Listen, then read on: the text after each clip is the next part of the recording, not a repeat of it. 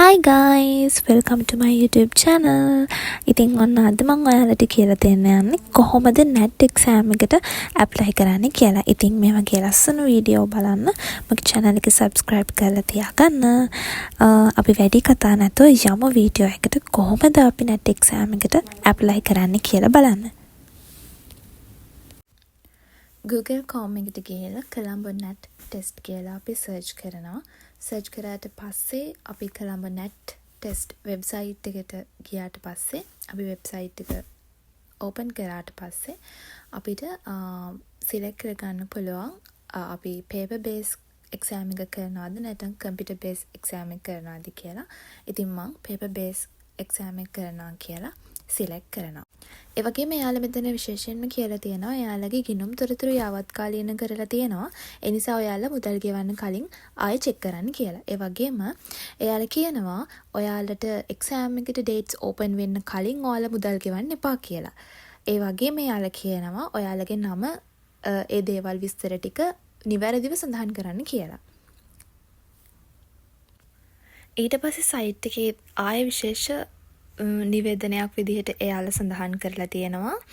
ඔයාලා මෙතන තියෙන දේවල් ටික කියවලා බලන්න මොනවද කියලා තියෙන්නේ කියලා. විශේෂයෙන්ම මෙයාලා කියලා තියෙන්නේ විභාගයට පෙනී ඉන්න ළමයි එතකොට ඔයාලා සල්ලි ඩිපොසිට් කරනකොට ඔයාලගේ රිසිට් එකේ රීමාර්ක්ස් එහෙම නැත්නම් රීසන් නැරේෂන් කියන ප්ලේස් එකේ ඔයාලගේ ID නම්බර් එක අනිවාර්යෙන්ම සඳහන් වෙලා තියෙන්න ඕනි කියලා. ඒ වගේම කියනවා ඔයාලගේ රෙජිස්ට්‍රේෂන් එකේදී ඔයාලා ඇතුළත් කරන ඔයාලගේ අදාළ තොරතුරු නිවැරදි වෙන්න ඕනි කියලා. ඒත් එක්කම එයාලා කියලා තියෙනවා ඔයාලා මේ එක්සෑම් එකට ඇප්ලයි කරනකොට අප්ලෝඩ් කරන ෆොටෝ එක නිසි ප්‍රමිතීන්ට අනුව ගත්ත ෆොටෝ එකක් වෙන්න ඕන ස්ටුඩියෝ එකකින්. ඒ වගේම මෙයාලා කියලා තියෙනවා ඔයාලා එක්සෑම් එකට එනකොට ඇඳන් එන්න ඕනේ ඩ්‍රෙස් කෝඩ් එක ගැන. ඒ කියන්නේ විනීත ඇඳුමකින් එන්න කියලා තමයි එයාලා මෙතන කියලා තියෙන්නේ. ඊට පස්සේ ටිකක් පහළට එනකොට මේකේ කියලා තියෙනවා ඔයාලට 2025 නොවැම්බර් විභාගය සඳහා ලියාපදිංචි වෙන්න පුළුවන් කියලා මෙතනින්. ඒ වගේම කියලා තියෙනවා රෙජිස්ට්‍රේෂන් ක්ලෝසින් ඩේට් එක විදිහට ඔක්තෝබර් 17 කියලා. එතකොට මේකේ ඔයාලට පේනවා available තියෙන දැනට N5, N4 සහ N3 කියන exams තුන විතරයි නොවැම්බර් exam එකට. ඊට පස්සේ ටිකක් පහළට අපි එනකොට ඒකේ පෙන්නනවා ඔයාලට එක්සෑම් එක තියෙන දවස කවදද කියලා. ඒ වගේම එක්සෑම් එකට අපිට ඇප්ලයි කරන්න dates open වෙන්නේ කවදද? ඒ වගේම dates close වෙන්නේ කවදද කියලාත් මෙන්න මේ time table එකේ ඔයාලට පැහැදිලිව සඳහන් කරලා තියෙනවා. ඉතින් අපි දැන් උදාහරණයක් විදිහට ගමු. මොකද අපි නොවැම්බර් එක්සෑම් එක පෙනී ඉන්න අපි ඇප්ලයි කරන්න බලාපොරොත්තුවෙන් ඉන්නවා කියලා හිතලා එතකොට අපිට එක්සෑම් එකට dates open වෙලා තියෙන්නේ සැප්තැම්බර් 27. ඒ වගේම date close වෙන්නේ ඔක්තෝබර් 17. එතකොට අපිට එක්සෑම් එක තියෙන්නේ නොවැම්බර් 16. ඉතින් අද වෙනකොට ඔයාලට ඇප්ලයි කරන්න පුළුවන් available seats තියෙන level වෙනුවට එයාලා පෙන්නලා තියෙනවා N5, N4 සහ N3 කියන මෙන්න මේ levels තුනට විතරයි ඔයාලට නොවැම්බර් exam එකට apply කරන්න පුළුවන් කියලා දැනට. ඊට පස්සේ එයාලා සඳහන් කරලා තියෙනවා ඔයාලා මේ exam එකට apply කරනකොට ඔයාලා ඔයාලගේ තොරතුරු ඇතුළත් කරනකොට පිළිපදින්න ඕන උපදෙස් කීපයක්. ඉතින් එයාලා මුලින්ම කියලා තියෙනවා ඔයාලා මේ Google ෆෝම් එක ෆිල් කරන්න ඕනේ ඔයාලා අදාළ එක්සෑම් එකට අදාළ ගාස්තුව ගෙව්වට පස්සේ කියලා. එතකොට කියලා තියෙනවා එක්කෙනෙක්ට අයදුම් කරන්න පුළුවන් එක්කෙනෙක්ට ෆිල් කරන්න පුළුවන් එක් අයදුම් පතක් විතරයි කියලා. එතකොට ඊළඟට කියලා තියෙනවා මේකේ Google ෆෝම් එක ෆිල් කරන්න තියෙන්නේ ඉංග්‍රීසි වලින්. එතකොට ඔයාලා ඉංග්‍රීසි වලින් හරියට ඔයාලගේ තොරතුරු ඉදිරිපත් කරන්න ඕනේ. ඔයාලා වැරදියට තොරතුරු ඉදිරිපත් කරවතින් ඒ ඒවා වැරදි දේවල් සංශෝධනය කරන්න එක් සංශෝධනයකට රුපියල් 1000 ගාණ අය කරනවා කියලා. ඊට පස්සේ ඔයාලට අදාළ වෙන ඩොකියුමන්ට්ස් මොනවාද කියලා මෙයාලා කියලා තියෙනවා. ඒ ඩොකියුමන්ට්ස් මොනවද කියන එක ඇතුලේ ඔයාලට අනිවාර්යෙන්ම විදේශ ගමන් බලපත්‍රයක් හරි නැත්නම් රියදුරු බලපත්‍රයක් හරි තියෙන්න ඕනේ. ඔයාලට මේ කියන දෙකෙන් එකක්වත් නැතිනම් ඔයාලගේ ID එකත් එක්ක ඔයාලගේ O level result sheet එක හෝ A level result sheet එක හෝ කියන මෙන්න මේ ඩොකියුමන්ට්ස් වලින් එකක් ඔයාලා මේ Google ෆෝම් එක ෆිල් කරනකොට අප්ලෝඩ් කරන්න ඕනේ. මම ඒක තව පැහැදිලි කරන්නම්. ඔයාලට පාස්පෝර්ට් එක තියෙනවා නම් ඔයාලට පුළුවන් මේ එක්සෑම් එකට පාස්පෝර්ට් එක ඔයාලගේ අනන්‍යතාවය තහවුරු කරන ඩොකියුමන්ට් එකක් විදිහට සබ්මිට් කරන්න. එහෙම නැත්නම් ඔයාලට රියදුරු බලපත්‍රය තියෙනවා නම් ඔයාලට ඒක සබ්මිට් කරන්න පුළුවන්. ඔය කියන දෙකෙන් එකක්වත්ම ඔයාට නැතිනම් ඔයාට පුළුවන් ඔයාගේ ජාතික හැඳුනුම්පත එක්ක ඔයාලගේ O level result sheet එකක් හරි A level result sheet එකක් හරි ඔය කියන අනන්‍යතාවය තහවුරු කරන ඩොකියුමන්ට් එක සබ්මිට් කරන්න තියෙන තැනට අප්ලෝඩ් කරන්න. එතකොට ඔයාලගේ ෆොටෝ එකක් ඊට පස්සේ අප්ලෝඩ් කරන්න තියෙනවා. ඒ ෆොටෝ එක හදාගන්න ඕනේ කොහොමද කියලාත් මෙයාලා මෙතන කියලා තියෙනවා. ඒ ෆොටෝ එක ජංගම දුරකථන වලින් ගත්ත ෆොටෝ එකක් වෙන්න බෑ. ඒක නිසි ප්‍රමිතීන්ට අනුව ඔයාලා ස්ටුඩියෝ එකකින් ගත්ත ෆොටෝ එකක් වෙන්න ඕන පාස්පෝර්ට් සයිස්. ඒ වගේම ඒ ෆොටෝ එක ගන්න වෙලාවේදී ඔයාලා කණ්ණාඩි දෙක පාවිච්චි කරලා තියෙන්න බෑ. ඒත් එක්කම සුදු පාට පසුබිමක ගත්ත ෆොටෝ එකක් වෙන්නත් ඕනේ කියලා මෙයාලා මෙතන කියලා තියෙනවා. ඒ වගේම මේ එක්සෑම් එක ඇප්ලයි කරනකොට ඔයාලා ගව ඔයාලා සල්ලි ඩිපොසිට් කරපු බැංකු තැන්පතුවේ පිටපත තියෙන්න ඕනේ මේ එක්සෑම් එක ඇප්ලයි කරනකොට.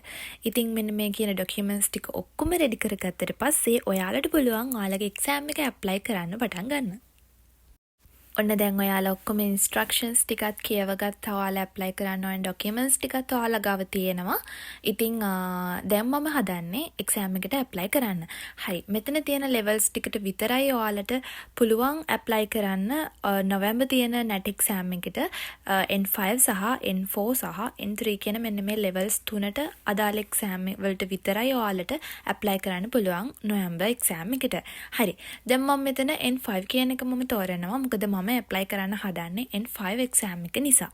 මම N5 කියන එක්සෑම් එකට ඇප්ලයි කරන්න මම එතන ටච් කරාට පස්සේ මෙන්න මේ වගේ නොටිස් එකක් ඔයාලට පේනවා. ඔයාලා මුදල් තැන්පත් කරනකොට ඔන්ලයින් ට්‍රාන්සැක්ෂන් වලින් මුදල් තැන්පත් කරන්න බෑ. CDM වලින් මුදල් තැන්පත් කරන්න පුළුවන් කියලා. ඉතින් මෙන්න මේ නොටිස් එක ඔයාලා කියවලා ඉවරනාට පස්සේ කන්ටිනියු දෙන්න. කන්ටිනියු දුන්නාට පස්සේ ඔයාලගේ වෙබ්සයිට් එකේ ඉතුරු වැඩ ටිකට ඉන්ටර්ෆේස් එක ඕපන් වෙනවා.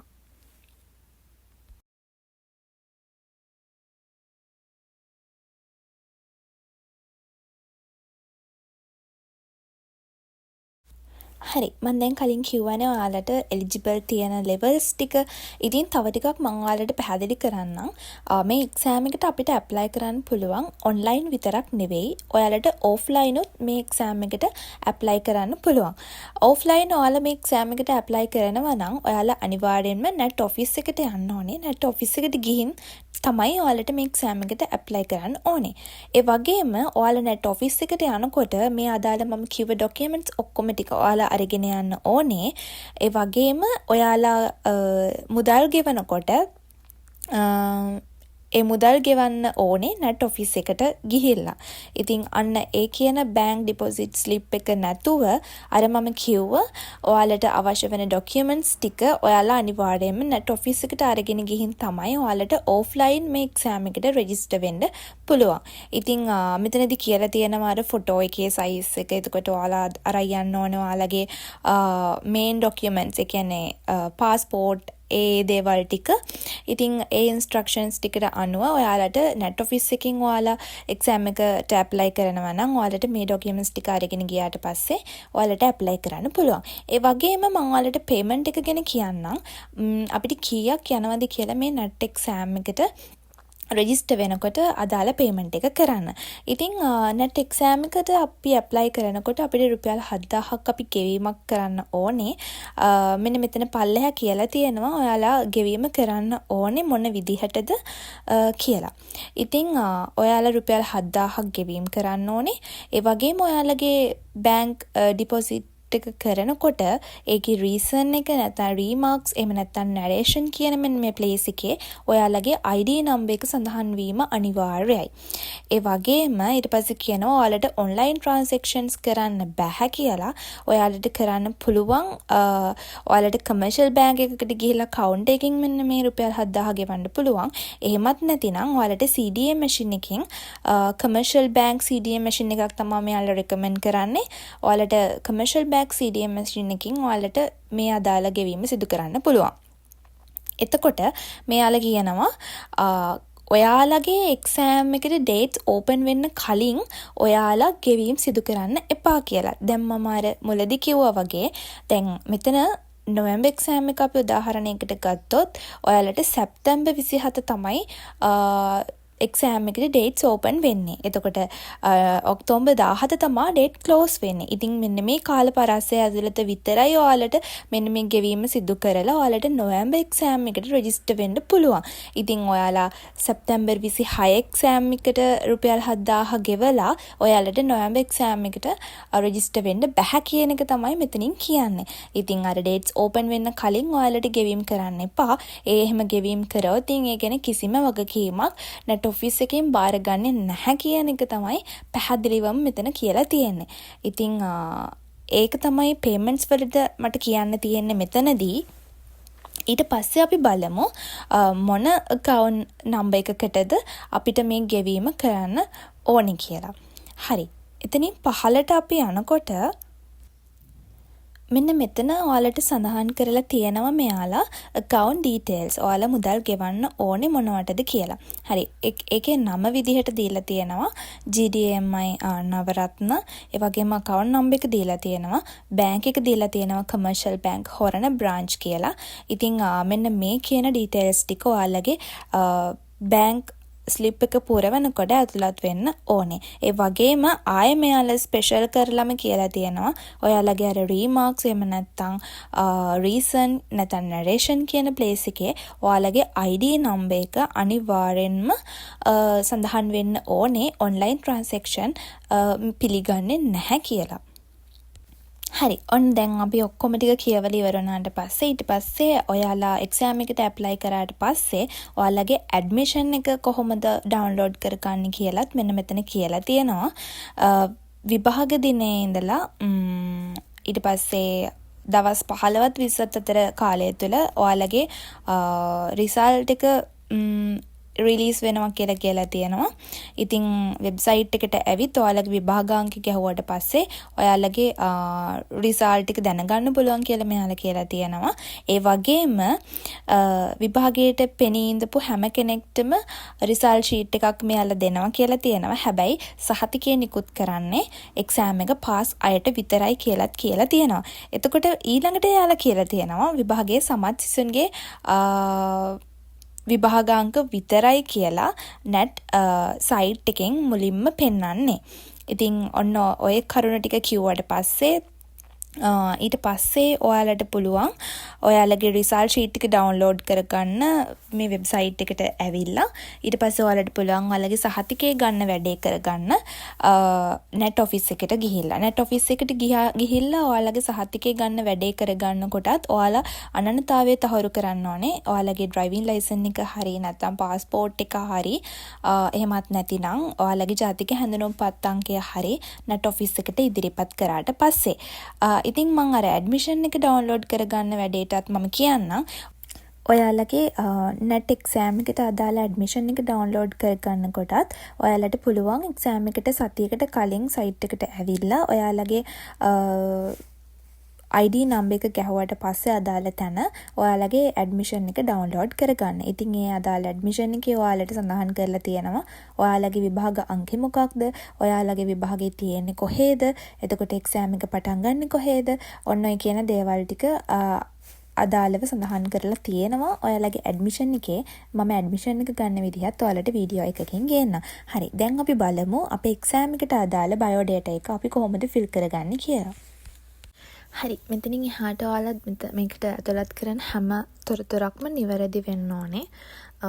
මුලින්ම මේක මෙයාලා කියලා තියෙනවා ඊමේල් ඇඩ්‍රස් එක දාන්න කියලා. ඉතින් මම මෙන්න මේ විදිහට ඊමේල් ඇඩ්‍රස් එක මෙතනින් ටයිප් කරගන්නවා. හරි මම මෙතන මගේ ඊමේල් ඇඩ්‍රස් එක ටයිප් කරගත්තට පස්සේ ඊළඟට මම මගේ සම්පූර්ණ නම ටයිප් කරගන්නවා ඉංග්‍රීසි කැපිටල් අකුර වලින්. මෙන්න මෙහෙම මම මගේ නම සම්පූර්ණ නම කැපිටල් අකුර වලින් ටයිප් කරගත්තට පස්සේ ඊළඟට මම ඉනිෂියල් එක මගේ නම මම මෙතන ටයිප් කරගන්නවා HN ෆර්නෑන්ඩෝ කියලා.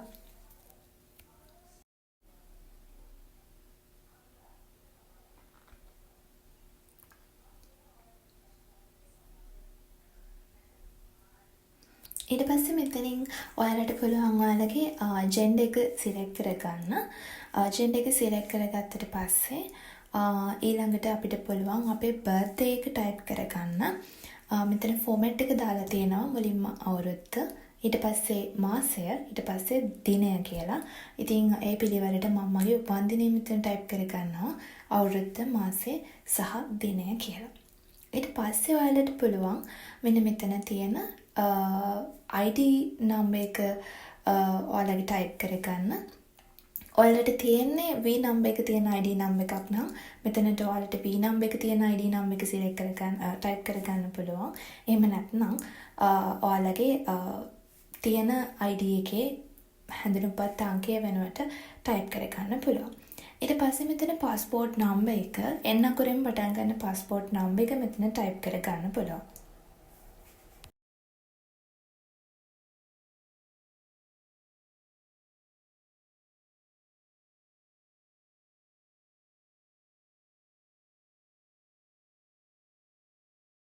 ඊට පස්සේ මෙතන ඔයාලගේ ස්ථීර පදිංචියේ තියෙන ඇඩ්‍රස් එක මෙතනින් ටයිප් කරගන්න.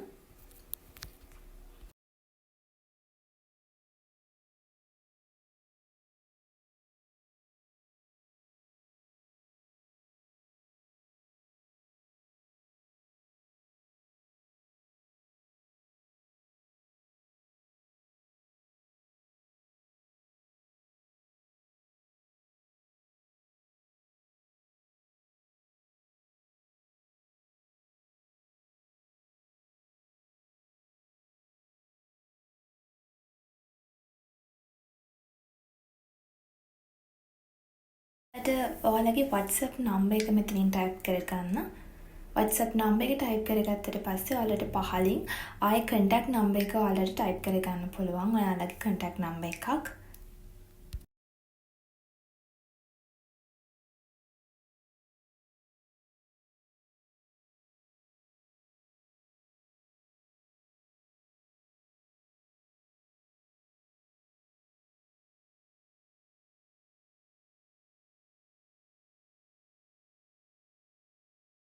මෙතන contact නම්බර් එක ඔයාලගේ ගෙදර කාගේ හරි contact නම්බර් එකක් මෙතනින් ටයිප් කරගන්න. ඊට පස්සේ ඔයාලට පුළුවන් ඔයාලගේ ඔෆිස් එකක contact නම්බර් එකක් මෙතන තියෙනවා නම් දෙන්න. එහෙම නැත්නම් ඒක එහෙමම තිබ්බට කමක් නැහැ. ඊට පස්සේ ඔය ටික ඔක්කොම fill කරාට පස්සේ ඔයාලා මෙතනින් next දීලා ඊළඟ page එකට යන්න.